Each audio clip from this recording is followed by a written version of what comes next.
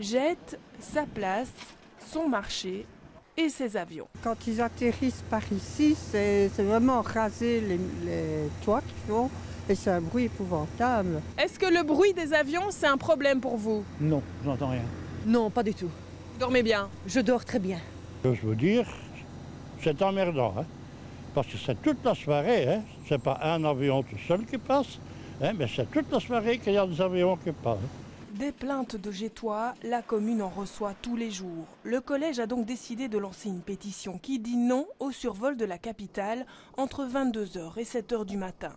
On utilise un certain nombre de pistes plutôt que d'autres dans un certain nombre de conditions qui font que, par exemple, la commune de Jet a été ces derniers mois, ces dernières semaines singulièrement survolée.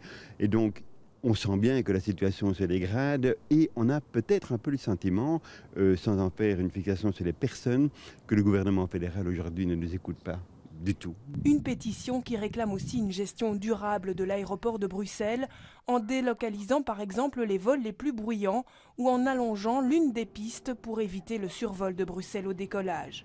En moins de 24 heures, près de 350 personnes ont déjà signé la pétition.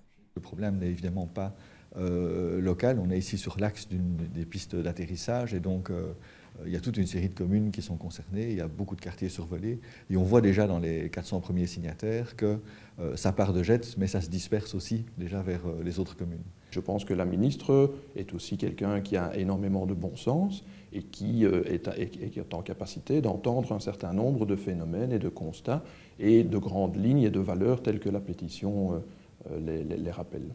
Le collège de Jet, à l'unanimité, attend beaucoup du plan avion que la ministre fédérale de la mobilité doit présenter d'ici la fin de l'année.